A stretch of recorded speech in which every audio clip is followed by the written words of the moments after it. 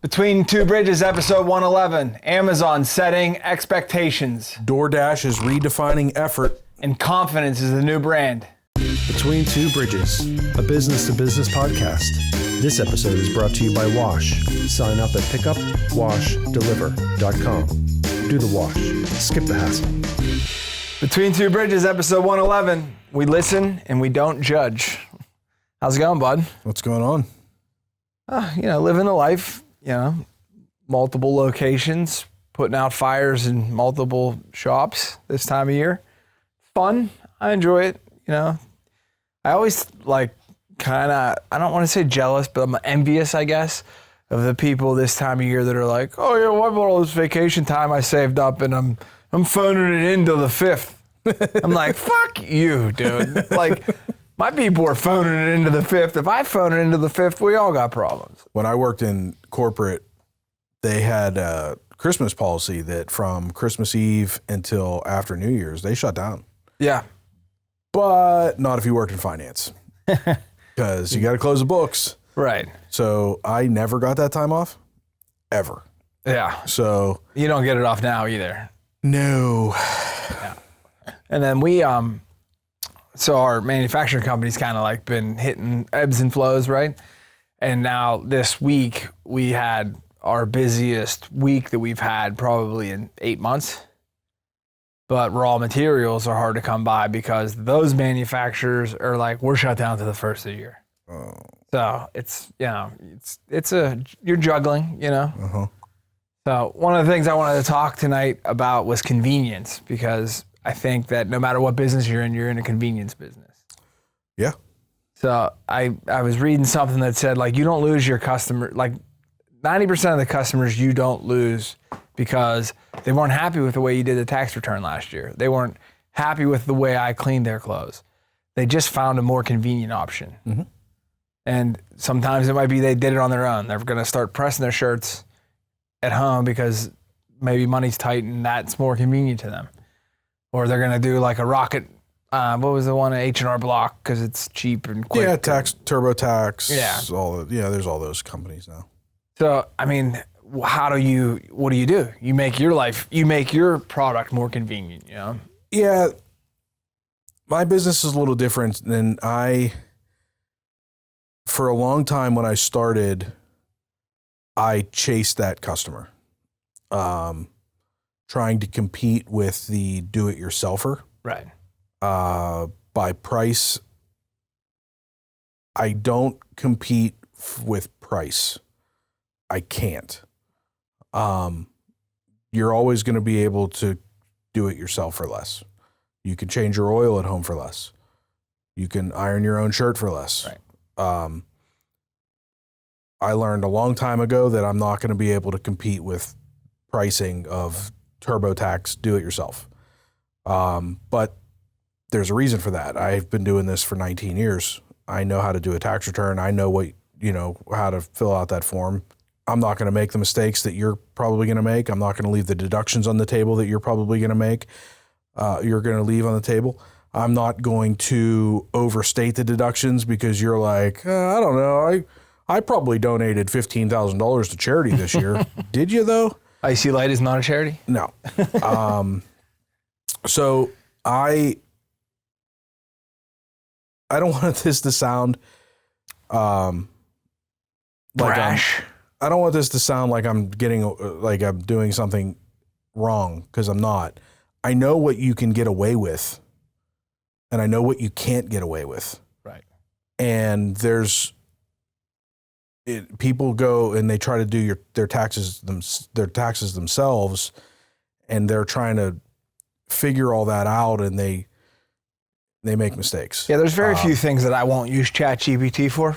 Yeah. Filing my taxes in a divorce are probably in the top 2. Yeah, I wouldn't do that. But with that being said, convenience is something that I do try to chase, because it's an area that most tax preparers don't. Most people in my business are old school, and they're using software now. It's very rare I'm taking on a client that last year's return is done by pen or pencil. I mean, it's been a while since I've seen that. But at the same time, there aren't that many firms out there that are offering a way for a client to upload their documents and online portals and virtual appointments and things like that we offer here. So I do try to chase the convenience in the fact that I try to make it easier to set up an appointment with a professional so that you don't have to do it yourself. So the convenience that I'm chasing is not necessarily, it's not money driven. You know, it may be easier for you to just do it yourself in the sense that I don't have to deal with anybody else, but I try to make it easier than the traditional accounting firm by giving them the option of like, you don't have to set up an appointment. You don't have to spend, I mean, there's people that do the TurboTax thing and then they spend days or weeks trying to figure out the answers to all those questions and learning about things. And I take all that away. Well, not only that, like, I always think when you see big businesses in any sector, right? Like you have TurboTax and their H&R Block, and they're like, oh, it's cheaper. It's because they're getting a higher volume, right? Like, so there's more opportunity for them to screw up, like with your shit. Yeah. Like, there's a lot of times I'm sure people go to H&R Block, think they got a big tax return, and then a couple months go by, and then it's like, wham, you lied about this. But here's the thing too: if you actually go to an H&R Block office, you're going to pay more money. You pay a lot of money. The fee that I'm talking about competing with is more the do-it-yourselfer. Yes. Scan and go. Yeah, I'm actually typically cheaper than setting up an appointment in an HR Block office. I mean, I've seen some of the prices that people pay going to a traditional H&R Block office, and the fees that they charge are outrageous. Yeah, I always like the people that will go there and get an advance on their tax return, because then they're taking percentage off of that. Yeah, the IRS had to step in several years ago about that because that got so bad that people were losing such a huge percentage of their refund. It became very predatory. Yeah. And I never offered that. It wasn't a business that I felt good about. It was gross. Yeah. I've had clients that have asked me about it. Do you guys do like the rapid refund thing? To be very blunt, that's not my clientele. And I understand the need for it. Here's the thing. If you have a typical tax return, you know, W-2 income, just a typical everyday tax return, and you e-file with direct deposit, the turnaround time for a refund is a week. Yeah. So to pay 10%, 12%, back in the day, it was like 30, 40%. To try to get it today, wait the week, man. Yeah. Like it's a ton of money. And typically you see where their offices are. You know, they're prying. They're like you said, Huge predatory. rents. But they're predatory in the areas that they're in. You know, Yeah.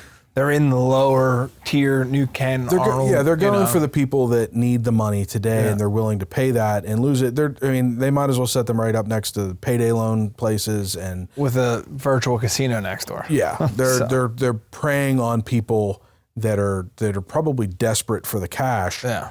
And that's when the IRS actually had to step in, the government had to step in and say, wait, you guys are charging way too much money. I just didn't, I researched it several years ago to see if it was something I wanted to get into, and I didn't like it. It just, I could have made a lot of money in it probably. Yeah. I just didn't like it.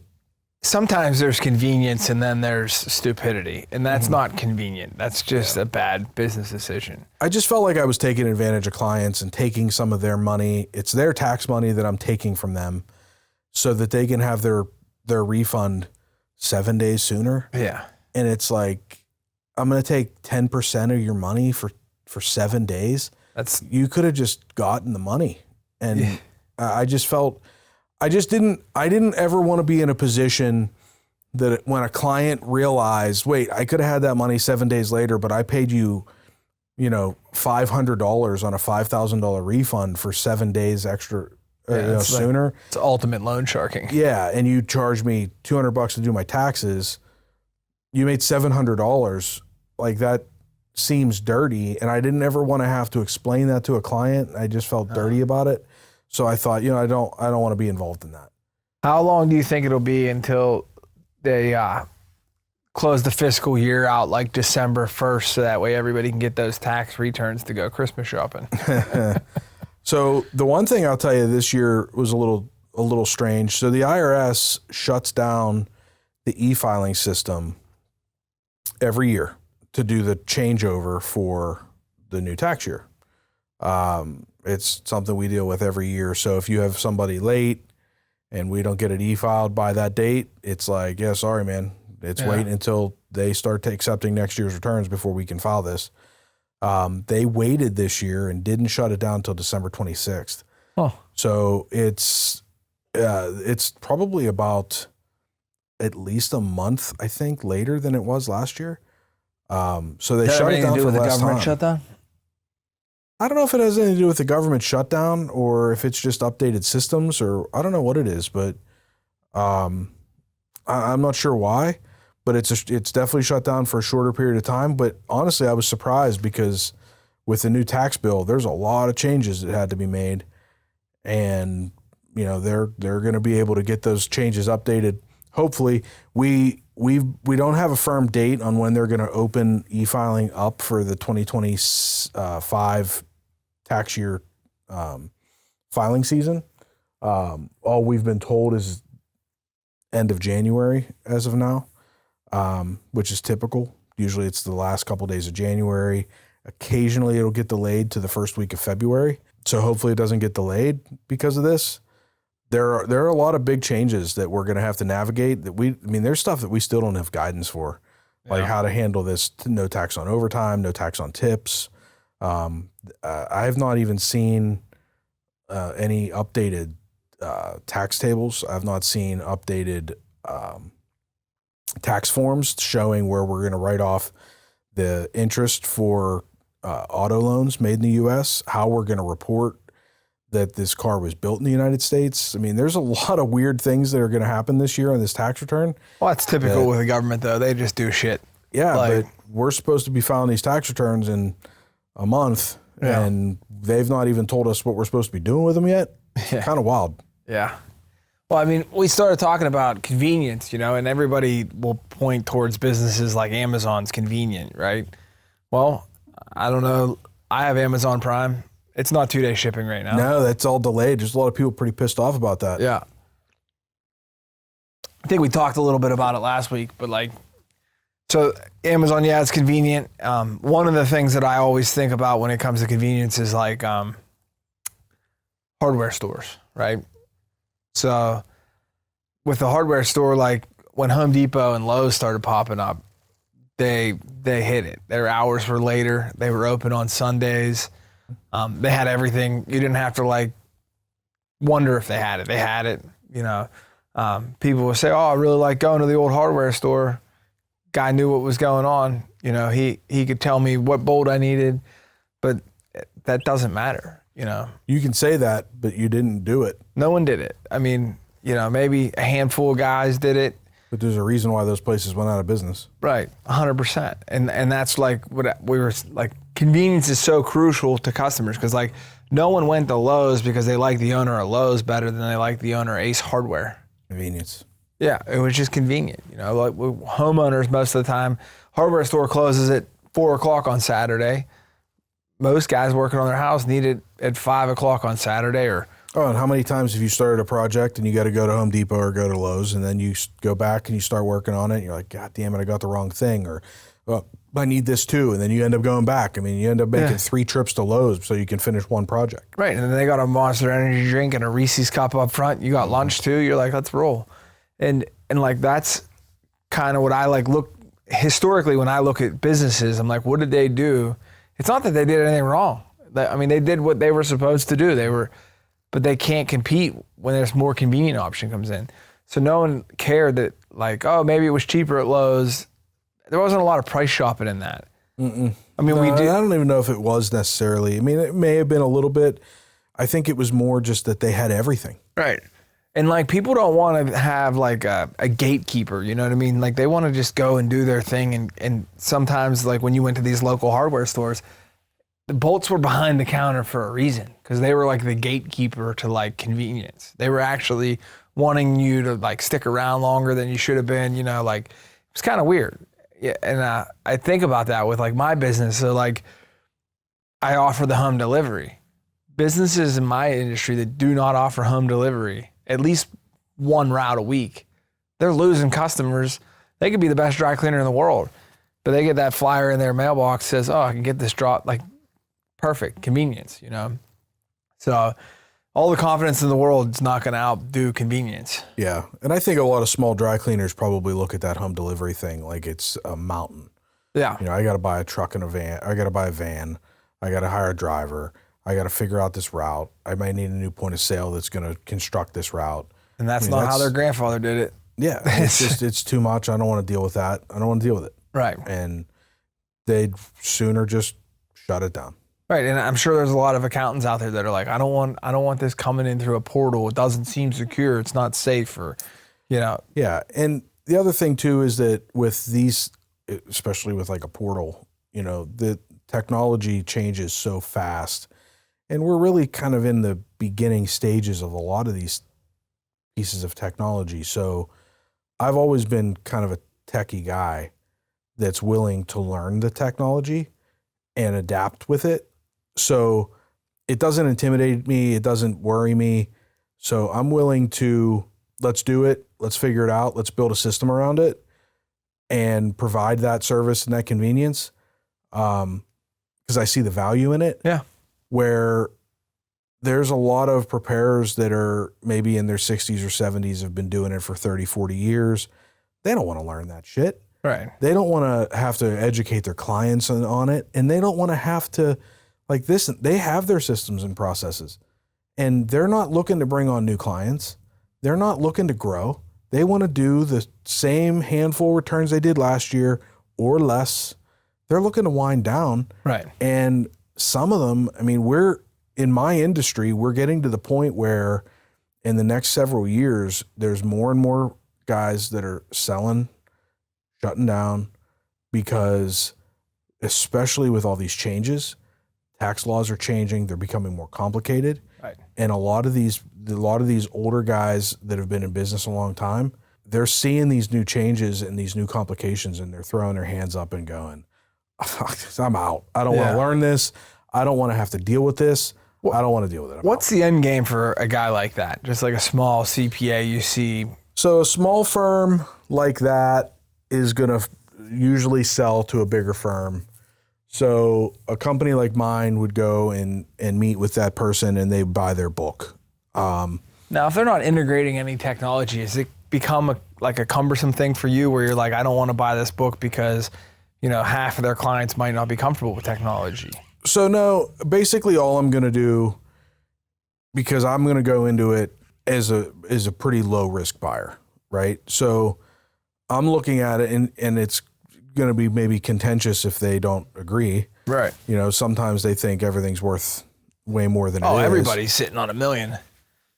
And I've had that conversation and I've had to walk away from deals, but I've bought books of business before. And basically the way it works is when you don't have the technology and the systems and processes and a company that has value, and you're just a sole practitioner with a book, you basically take that book and you figure out what the value is, basically the annual revenue of it, and you're not really selling it. It really has no value. Right. So you take that book and you reach out to all those clients and you say, I'm selling my book to Jerry. He's your new preparer. This is where you're going to send your stuff next year. And I keep track of that list. And for every one of those clients that comes here for the next 4 or 5 years, I'm going to give them a percentage of the revenue that we generate from that list. Right. And typically it works out, you know, if it's 4 years, we're going to give them 25% of the revenue off of it. So that it works out to be 100% of revenue for over 4 years. That's typically how it works. My buying structure, I don't give them any money down. Right. I look at it as I'm going to show them my systems, my processes, my track record. We do a lot of returns here. We have high ratings. We keep our clients happy. Listen, not every one of them. We have our faults, and we work very, very hard to try to fix them. I think this year is going to be a very good year because we've made some really big changes to make sure that the problems that we had last year are going to be corrected. So we try to fine tune every opportunity we can, but I try to build that rapport and show them, because their risk is, if I suck, they may only get 1 year. Yeah. But my risk, if I start giving them money down, is what if none of those people come? Yeah, I've done deals both ways. The first time I did it on like a lump sum, but I got 2 employees out of that deal, and I got a van out of that deal and a route out of that deal. It's a little different because at least with you, you're going to end up with some equipment. You're going to end up with... Well, yeah, the first transaction, I didn't buy into the plan itself. It just was the routes, right? So I did get a van, that whatever. It was a piece of shit, but yeah, so there was like a little bit of tangibleness there.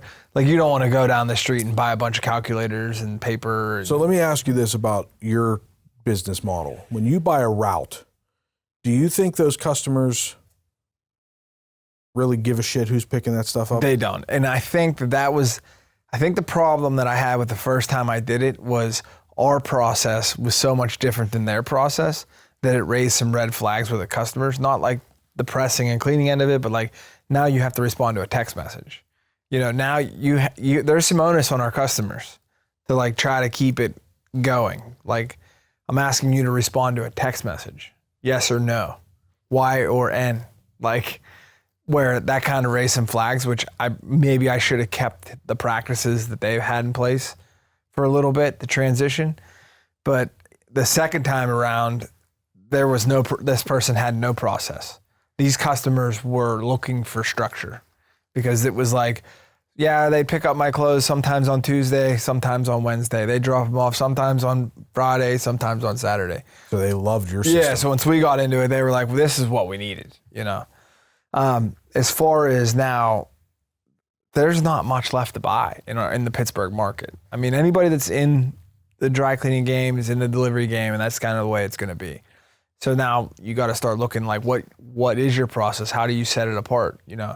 So in the old store on Route 8 or McKnight Road, we were so busy. Our computer system allows us to take pictures of the garments. So in the old setting, we stopped doing that because we didn't have time. It was just like not conducive to what we had going on.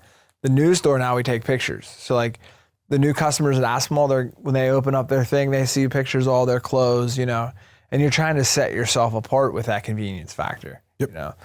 But the other part we talked about earlier was confidence, right? Your customers have to have confidence in you. I lived it. When I first bought the cleaners on McKnight Road, I didn't have a beard. I didn't have all these gray hairs. I looked a lot younger. I didn't act any different, but that's near to there. But the people were like hesitant. The old owner actually and I worked together for a couple, maybe month, and he assured them, and that was reassuring to them. But without that, so like what you're saying with your tax preparer, like they need to know that you're legit. Like, yeah. So it's funny you bring up confidence, and when you brought up confidence to me earlier, I looked at it from the other angle. So yeah, the customer has to have confidence in you. And I definitely dealt with that a lot going through business, because most clients walk into a tax preparer's office and probably prepare themselves to sit with some old guy. Yeah.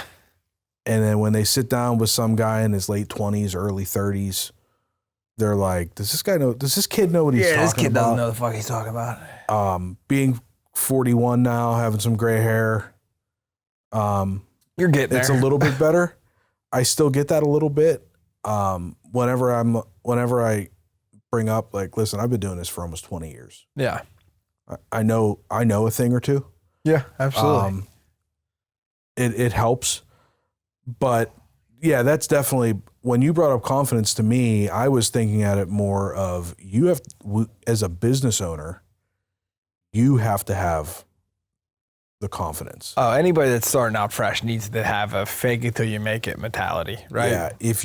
And I try to say that to my staff, because a lot of times, especially new people, like I try, especially this year, one of the things that I really wanted to do, I found that my accountants, my staff accountants, a bad habit that they had gotten into is anytime they needed information from a client, they came to me. Hey, I need a code to get into this client's bank account to pull transactions. Or, hey, I'm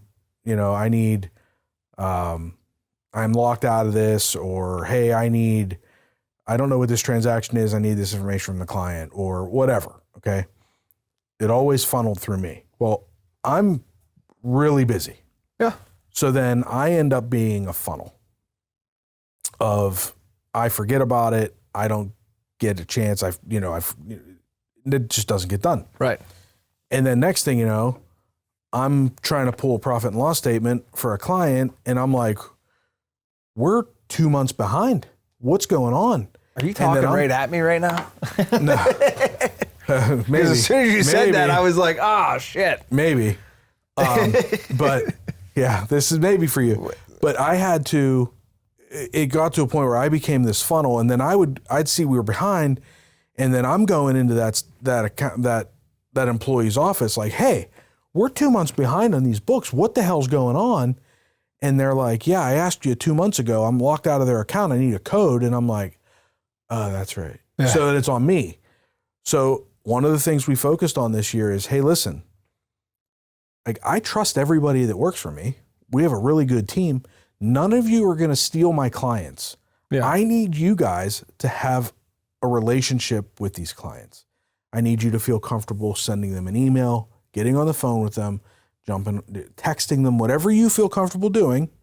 My clients are all great.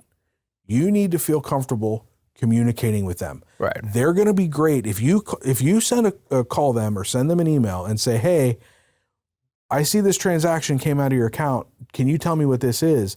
They're not going to be like, Jesus Christ, I don't know. They're going to be like, oh man, I'm glad you caught that. That's blah, blah, blah. I've been meaning to, you know what I mean? It's a homework assignment for, Yeah. And we've caught, I just had a client the other day, one of my staff accountants, and this was great. The transaction was literally, we caught it within 4 days. There were 2 transactions came out of their payroll account that were fraud. And it was like $8,000.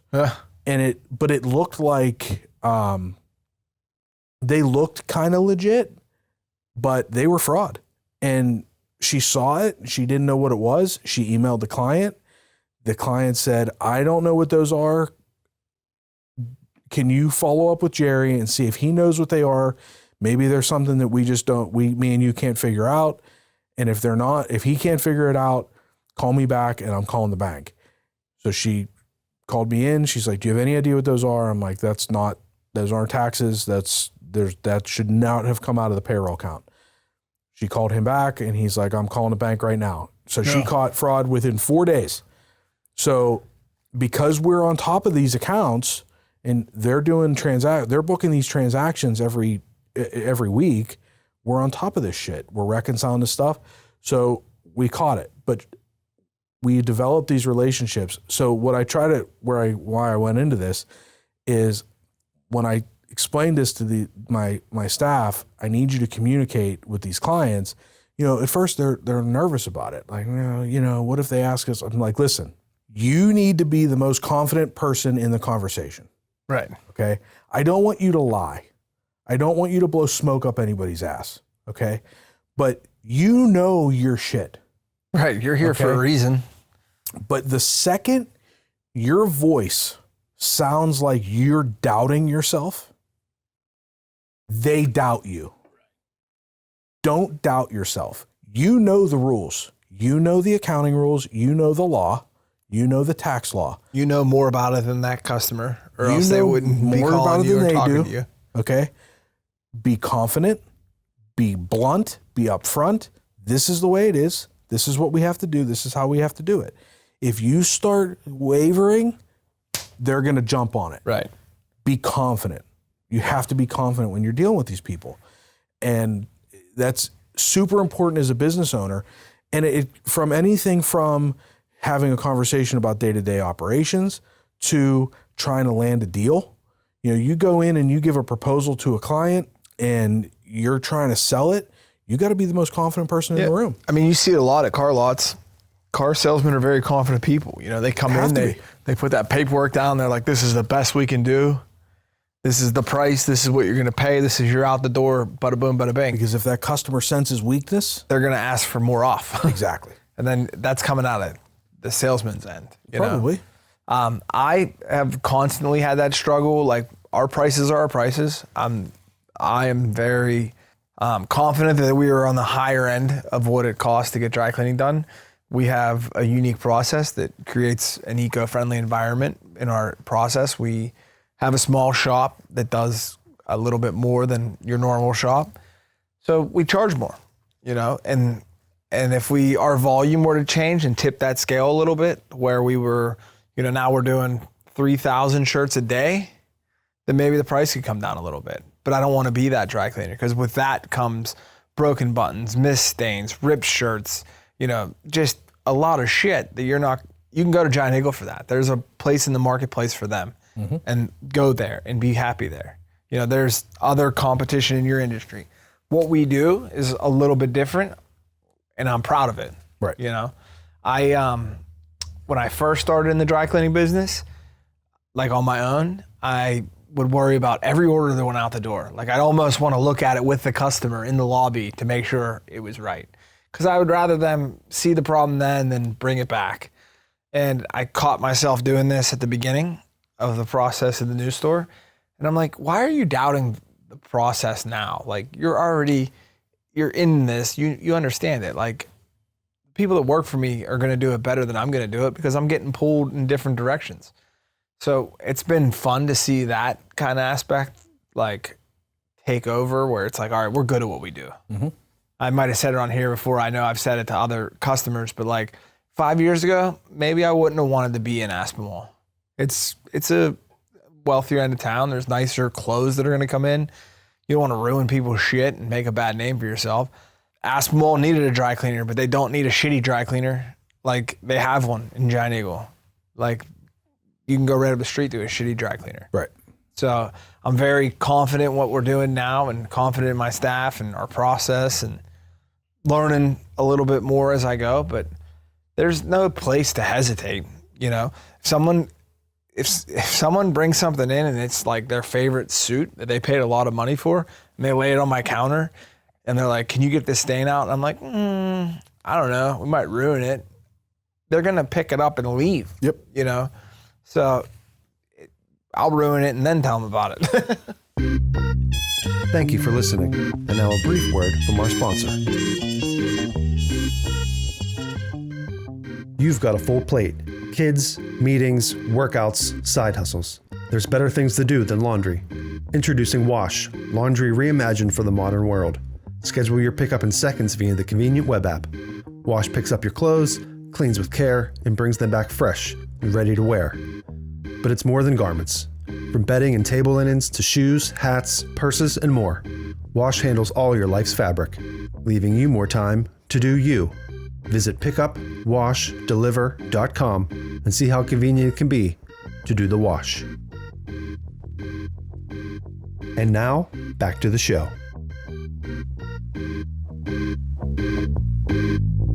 Listen, we don't start businesses because we don't feel like we're good at what we're doing. Right. Okay. No matter what you do. Okay. If you start a business and you're like, I'm an okay pressure washer, you're probably going to fail. Right. And you're probably not going to want to start a pressure washing business. If you're going to go start a business cutting grass, you're not going to do that if you suck at it. So don't act like you're not good at it. Landmark Business Solutions were okay at taxes. Yeah. Careful, Nate will cut that out and put that in some. He'll use it as your ad. That'll get snipped somewhere.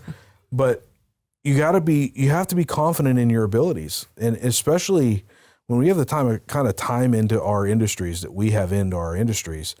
Listen, the price has to reflect it, and your confidence level has to reflect it. Yeah.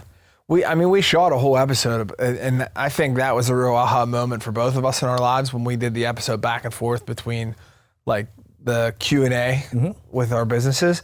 And then when we were done, I think we talked to Mr. Saxon about it a little bit, and we were like, wow, we've been doing this a really long time. Like, we are kind of like the professional standard in our industry. A lot of guys came before us. Like, you bought other tax firms, and I bought other dry cleaners, and there's not a pin drop in this industry that I don't hear about. Listen, I had somebody call me today called me as a potential new client. I didn't end up actually even really getting any work out of them today. Probably will in the future. But they're actually a CPA, haven't practiced in a while, and they're starting a little bookkeeping side business, and called me to ask me for some advice and to possibly do some stuff. And what they were asking me to do, I told them that they needed to talk to an attorney before I could get involved. But then I talked to them about some of the other stuff we did, and they're going to probably have me do some other stuff. But neither here nor there. I ended up on the phone with them for a little while, not, maybe 7, 8, 10 minutes. But we went through a whole conversation about how I think they should make sure they're protected, what they should do. Listen, they're not going to compete with me. Right. Okay. They're just setting up. They're not intending to compete with me. Yeah, and competition's a good thing. I hate business owners that are like, they're just setting up a little bookkeeping company. They're going to do like 1 or 2 clients, just doing some booking. That's cool. Go do it. Have at it. That's not my customer. Okay. And God bless them. But the question was like, should I just be a sole proprietor? Should I set up an LLC? Do I need professional liability insurance? Where should I get professional liability insurance? So we had the conversation. They told me a little bit about their situation. Yes, absolutely. You should get an LLC. You need to get professional liability insurance. People will sue you. Yeah, if you've been in, I used Mara's phrase. Have you been sued yet? Yeah. Then you haven't been in business that long. right. It will happen. People will turn on you. I said, you need to be an LLC and you need to treat it correctly. Don't commingle money. Make sure it's treated correctly. I said, you need professional liability insurance. Yeah, it's money. It's a decent amount of money. And if everything goes well, you'll never use it, and it's a waste of money until it's not. Right. And I told them the best place to get it, and I told them, how to structure things and how to do this, and don't do this. And we had a great conversation. And by the end of it, she's like, you've been so helpful. And I think she was kind of shocked because we're kind of competing, Yeah. but we're not, you know what I mean? I've always said, like, I've had like different cleaners running the problems. I've helped them out and like do what I can do to help out. I've always thought in my brain, like, if every cleaner's closed around me and I had to do everybody's dry cleaning, the money'd be great. We wouldn't get it done. Yeah. The quality would be shit. Yeah. In my life, the work balance would be off. Yeah, you've told me about that, like how you'll see an ad that's like, do this and you'll have $7 million worth of dry cleaning. Yeah. I get ads all the time like, take this class and you'll have $2 million a month worth of bookkeeping clients. And I'm like, yeah, and who's going to do all the work? They're opening a data center down in Cheswick. Maybe you can pump it through down there. Yeah, who's going to do all that work? Yeah, who the fuck's... I mean, shout out to Billy Gottschalk at Oriole Cleaners. I'll never forget when AirPods first came out, he listened to the whole Yelp spiel. Yeah. And at the end, the guy was promising him like $300,000 a month in dry cleaning. He goes, all right, I'm in. I'll pay. Whatever it's going to cost, I'll pay. I just got one more question for you. The guy's like all amped because he probably made his first sale in a decade. He's like, who the fuck's going to press it all? And hung up the phone. Like it is so true. Like, yeah. I mean, I think about that because like part of having that confidence and being able to close the deals, you also have to make sure that you do it strategically. So like this is year end, right? So this is the time of year that we're updating our pricing, we're updating our engagements. I'm also giving proposals to increase services to certain clients that I think there's opportunity for, right? But I'm also like, I'm picking like, hey, this client, this client, this client, but I could probably do it with these 2 clients too, but I'm going to see how these 3 go. If all 3 of these take it, I'm going to start with these. Right. Because the workload may be so much and I don't want to set myself up for now I can't get all this stuff done and I'm going to fail at all 5. Yeah. And that's, I mean, even with like our like small social media campaigns that we're doing now, like where I'm shooting these videos, I'm advertising items that I know that I can get done, right? Like, so we do comforters a lot because I can go down on a Saturday and by myself do 100 comforters if I have to. Yeah. I don't want to do like, obviously shirts are like one of our most reoccurring items. I don't want to do a big discount on shirts because it takes a long time to do shirts. So we don't want to have an extra 1,000 shirts come in next week. So like as a business owner, you got to be confident in your procedures that you can get it done. Like you don't want to put a sign outside that says like $119.99 any tax return. No. Because now shit's going to go south. Yeah. Like you can get them done. Maybe. Something's going to slip through the cracks. Something's going to get fucked up. The other thing too is you put an ad like that up and everybody that's got 700 rental properties is going to call and say, I'm here for the $119 tax return. And then your current customers are calling and be like, what the fuck am I paying what for? am I paying? I always wondered how Comcast got away with that. Comcast is a You're big under company. contract, bud. Sorry. And they're like, new customers, free internet, free everything. And then you're like, I've been a customer for 17 years. I'm paying $400 a fucking month. And how many people are pissed off? But that's the thing. Like what you end up with situations like that is you end up with no loyalty. So you end up with contracts. Right. And you end up with, okay, well, I'm going to have Comcast for 3 years and then I'm going to go to Verizon for 3 years and then I'm going to go to Comcast for 3 years. I don't want that. Yeah. I want to establish a good relationship with a client that I'm going to have. And I have clients, I've been doing this for 19 years. I have clients that I've been doing their taxes for 19 years. Right. So I would rather have a fair rate for 19 years. Now, I need to make sure that that rate, I can make a profit on it. Right. So like it can't be a one-way street. But at the same time, if I'm providing the level of service and the product that the customer appreciates, that they're willing to pay that fee. Yeah, it's funny you say about like a fair rate and like maybe right now my prices seem high, but like everybody else is working to get there. Mm-hmm. And then when they get there, I'm not going to be high. I'm not going to go higher than where I'm at unless I need to. I just got there faster because I wanted to. Like I didn't want to. Well, you saw it coming. Yeah, like I didn't want to do a shitty product. I didn't want to do a white hanger with a shit bag. Like we kept it, the standard has always been the same. Like our prices went up and it stayed the same. Our customers, they're going to raise their prices and do the same that they, you know what I mean? Like we were higher, we've always done things a little bit better than everybody else. Yeah. It's just been hard for me to say that out loud because like you don't want to like talk shit on your competitors. No, I try really hard not to because you can have a bad day too. I always feel like, you know, oh, we're better than Giant Eagle. Then you give me a shot. Listen, I've sat with clients, new people come in and they bitch about their accountant, and I think we do that sometimes too. Yeah, and I do the big thing. Like we really are adamant about buttons, but it still happens. Yeah, dude. They like, I swear, it just like the one customer that calls you like, hey, make sure my shirt doesn't have any broken buttons. I travel a lot. That's because that's a big one. You know, you're in a hotel room and you pack 2 shirts, one for today, one for tomorrow. You put that shirt on and the button's fucking broke. Now you only got 1 shirt. You're like, oh, this sucks. Yeah. So like we're real adamant about that. But like it seems like if you take a dig at someone, yep. Then the next thing you know, they're calling you up and they're like, Joe, you'll never believe it. I'm like, what's up? Got a shirt? There ain't a button on the fucking thing. Yep. And you're like, wait, what? So. Yeah. So we try to set expectations correctly, but yeah, confidence is important.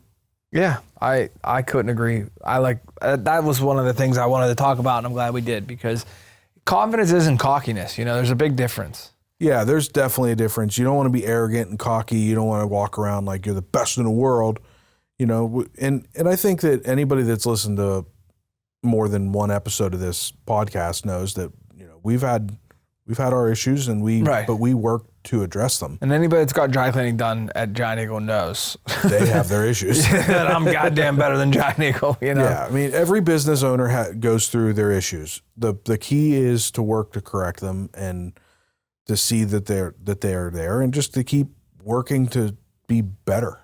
Yeah, and be humble when you fuck up. Yeah. It's not like the end of the world if you screw something up. It's how you're gonna fix it.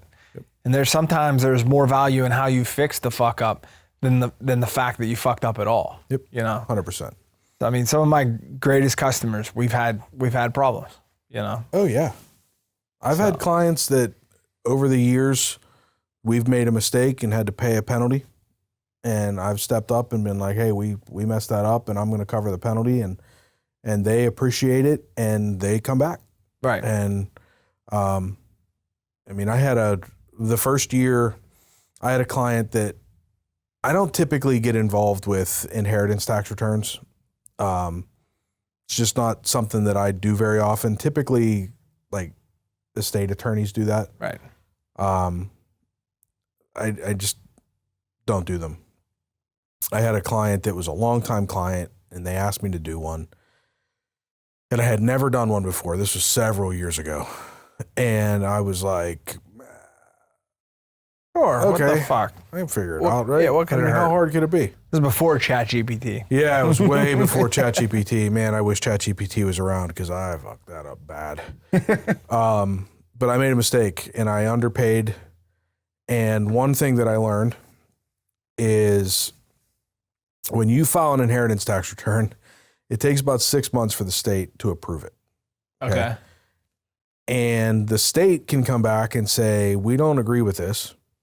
So you said that your value was $400,000, so you paid us tax on $400,000, but we think the value is $500,000, so you owe us tax on another $100,000. What's the percent on that? 30? It depends on your relationship to the deceased. So if it's your child, or if it was your parent that died, it's 4.5%. If it was neighbor, if it was another direct decedent, like an aunt or uncle, it's 9%. If it's anybody else, it's 15%. And don't quote me on that because I don't do them. Call someone else. So, and after I did this one, I think I've probably done maybe like 4 since then. And it's been like probably 10 years since I did this. So anyway, I didn't realize that it takes so long. I filed it. They distributed the money, what was left of the money. And then the state came back and said, you're wrong and you owe us more money. Well, the money's already gone. Like the kids already took it. Split. It's already split. Yeah, not right? everybody. Yeah, maybe 2 will give their fair kickback, but not all. But of now them. we got to come up with this money to pay the state. So all these kids have to cough up money, They're like, Jerry, who? Yeah. So this client came back and they're like, hey, I got this letter from the state. I think we messed this up. And I'm like, oh, did you distribute the money? And they're like, yeah. And I'm like, oh, uh-oh. So fortunately, they're all good, upstanding siblings, and they all did cough up their share, and it was good. But I learned it was a valuable lesson. And I thought for sure after that mess up, I was never going to see that client again. Yeah.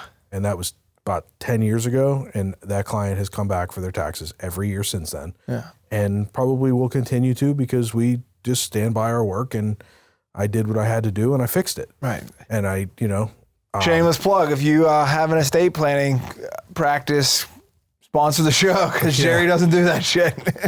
I can point you to the direction of a couple attorneys that'll do it, but I try to avoid that as much as I can. Yeah. Just because it's a whole nother world that I just don't get involved in enough. And it's one of those things, to be completely blunt, because our listeners are business owners. Yeah. So I'm going to talk about it as a business owner. If you are not a professional in a field and you have to spend so much time researching it while doing it, it becomes not cost effective to do it. Right. I can't make enough money doing them to make it worth the time to do it. I can bang out an income tax return in enough time that even at $250, it's profitable. Right. Because we can just get them done. Right. That like goes back to what I was saying about running specials. Don't run specials on shit that costs you money. Right. You know, don't give a deal on something that you're going to lose money that you're going to lose money on. You know what I mean? Right. But things that are hard to do in your business, like if you install fences and, you know, this certain kind of fence is hard to do, exclude it from the deal. The other thing that I've always found it hard to do too is estate returns can be extremely complex. And a lot of times I find that the people that are dealing with these estate returns, they're not business owners. Right. They're just a kid, not a kid, but somebody a person inherited whose money. mom died. And now they have to deal with this. And they're used to just filing an income tax return and paying $200 every year. Now all of a sudden they have this estate return. And what are you going to do? Hit them with a $2,000 tax bill to do this estate return? They don't understand how much more complex this is. So it's hard to go and be like, listen, this is a huge project. Right. But they also understand that when they go meet with the person that specializes in it. You know what I mean? Right. It's like so when they sit with that attorney and that attorney can elaborate on that. Yeah, if you're getting like a tooth cleaning and it's $73 and you know that, but then they hit you with, oh, well, you needed this and it's a root canal that's $3,800. Usually that dentist will send you somewhere else to get that shit done. But with my knowledge is in income tax. Right. And that the estate stuff, I just never really got involved in it enough. And it just takes me so long in the research side of it. It's just not cost effective for me to do it. Right. Yeah. So be confident in what you're doing and do it well. I stay in my lane. Stay in your lane, build that confidence in that lane and just fucking kill it every day in that lane. You don't need to get my goal is not to dry clean something for everybody in the city of Pittsburgh. You know, like it's to build a clientele that is a clientele base that is quality customers. Mm-hmm. And that's why we are and I hate to be like that. Like I'm not designed, my system is not designed for a guy that woke up this morning and found out that Uncle Fred died and he needs a suit cleaned for a funeral on Thursday. Right. Like and a lot of dry cleaners, they make a lot of money doing that. That's their lane. That's what they do. You know, same day service.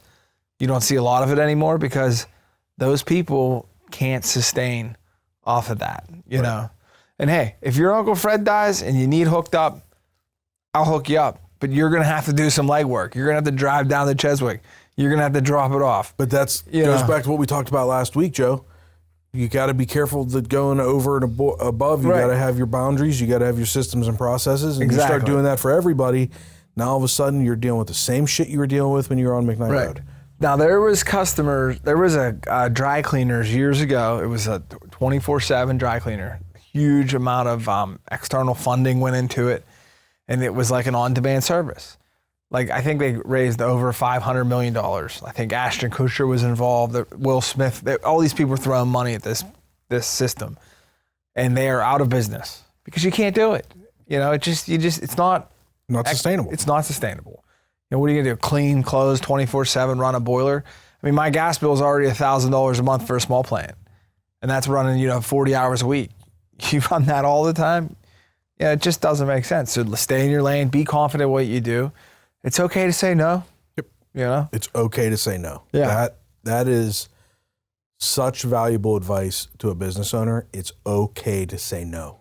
Yeah, last week, I didn't get a chance to watch last week's episode, but that was what we were on. We were talking about, you need to be considerate, but you can't go too far because you'll just kill yourself. You got to survive. We talked about survival last week, talking about confidence this week. Listen, there's a difference between being, and we talked about this last week, there's a difference between being a friend and being a business owner. When your best friend calls you at 3 a.m. and he needs you, go be there for your friend. Fuck yeah, and if he needs a suit cleaned at 3 a.m. and you're in that circle, let's go fire the boiler up, drink beer, and clean a suit. But as a business owner, in order for your business to survive, it's dollars and cents. Right. It's money in and money out. And if that service that you're going to provide doesn't bring in money and cost you less money than it's bringing in and there's enough of a difference to make it worth that time, just say no. Yeah. And have the confidence to say no. You're not going to lose your business because you said no to one person. but you can lose your business if you say yes too many times. So, Oh yeah. but yeah, well, that's a good chat. Yeah. So this drops Christmas Eve. So maybe watch it the day after Christmas. Don't be at like Christmas dinner with your AirPods in, listening to Jerry and Joe give you all the tricks to the trade. You know what I mean? So we'll talk about Christmas next week. Yeah. All right, bud. Love you. You too, bud. Love you, bud. Thank you for listening to Between Two Bridges, a business-to-business podcast. Find and follow us on your preferred podcast streaming platform. Like and subscribe, and leave us a rating and review. You can join us socially on Facebook, Instagram, TikTok, and X. You can email the show at info@betweentwobridgespodcast.com. Until next time, make it till you rake it. Between Two Bridges Studios, I'm here with Jerry. You said this was me, motherfucker. Just you. Oh, now I gotta. Show opens with you. Now I know.